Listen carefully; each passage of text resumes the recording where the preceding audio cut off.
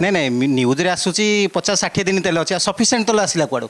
ସେମାନେ 10-10ଟା ଗାଡ଼ି ଚଲାଉଛନ୍ତି, 10-10ଟା ଗାଡ଼ିରେ ପେଟ୍ରୋଲ ପୁରା ଫୁଲ୍ ପକାଉଛନ୍ତି, କିନ୍ତୁ ଆମେ ତ ଗୋଟେ ଗାଡ଼ି ନା, ଗୋଟେ ଗାଡ଼ିରେ ପକେଇବୁ, ଚଲେଇବୁ କେମିତି, ଯିବୁ କେମିତି, ସେଇଆ ଭାବିକି ଲାଇନ୍ରେ ଠିଆ ହେବାକୁ ପଡ଼ୁଛି। ସେମାନେ 10,000 ଲେଖା 5ଟା ଗାଡ଼ିରେ 50,000 ଏକାଳେ ତେଲ ପକାଇ ଦେଉଛନ୍ତି, ଆମେ ତ ପକାଇ ପାରିବାନି ନା, କାଳେ ତେଲ ସରିଯିବ, ସେଥିପାଇଁ ସେମାନେ ବ୍ୟସ୍ତରେ ଗାଡ଼ିରେ ତେଲ ପକାଉଛନ୍ତି ଆଉ।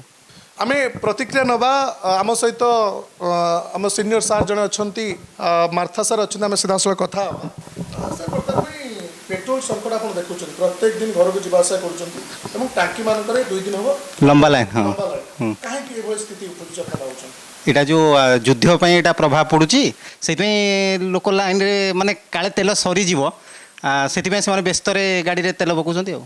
तो निजे प्राइम मिनिस्टर आसी कहले कि पेट्रोल बचाइबा तापर पेट्रोलियम मंत्री कहले कि सफिशिएंट तेल अछि तापर मध्य लोक माने ନାଇଁ ନାଇଁ ନ୍ୟୁଜ୍ରେ ଆସୁଛି 50-60 ଦିନ ତେଲ ଅଛି, ସଫିସିଏଣ୍ଟ ତେଲ ଆସିଲା କୁଆଡ଼ୁ? तो ता भीतर क्रूड ऑयल भी आसी आज जे हरमोज पार रही दुईटी जहाज किंतु लोक मानकर टिके सचेतनतार अभाव होउछि। ନାଇଁ ନାଇଁ ବଡ଼ ଲୋକିଆ ମାନେ ଯେଉଁ ଗାଡ଼ିରେ ତେଲ ପକାଉଛନ୍ତି ସେମାନେ ତ ବେଶୀ ତେଲ ପକାଉଛନ୍ତି, ସାଧାରଣ ଲୋକ ତ ମାନେ ସ୍କୁଟି ହେଉ କିମ୍ବା ବାଇକ୍ ହେଉ ସେମାନେ ତ କମ୍ ତେଲ ପକାଉଛନ୍ତି ନା, ସେମାନଙ୍କ ଉପରେ କଣ୍ଟ୍ରୋଲ ଲାଗିବା କଥା, ସେମାନେ କମ୍ ତେଲ ପକାଇବା କଥା।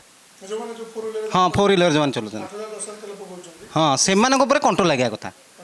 तो सरकार बड़ पदक्षेप नवा आवश्यक निश्चिंत, 4 व्हीलर जो माने हाँ निश्चिंत, हाँ से पैसा अच्छी ना, से 10-10टा गाड़ी चलाउछन्ती, 10-10टा गाड़ी रे पेट्रोल पूरा फुल पकाउछन्ती, किंतु आमे तो गोटे गाड़ी ना, गोटे गाड़ी रे पकेबु, चलेबु केमती, जीवु केमती, सेया भाबिकी लाइन रे ठिया हेबाक पड़ुछि। सेमाने भी लाइन रे ठिया होनांत ना, तांको ड्राइवर अछि, तो निश्चित भाव सरकार मध्ये यहाँ पर गोटे पदक्षेप नेवा निहाती आवश्यक। कि 4 व्हीलर जो 8,000 10,000 पकाउछन् ता गोटे लिमिट लिमिट रखिया दरकार। कहने 10,000 जो आपण कहले 10,000 तेलटा हमें मिनिमम 20 जण बाइक भी व्यवहार करें, हाँ से 10,000 लेखा 5टा गाड़ी रे 50,000 एकाळे तेल पकई दे, आम तो पकई पारे ना।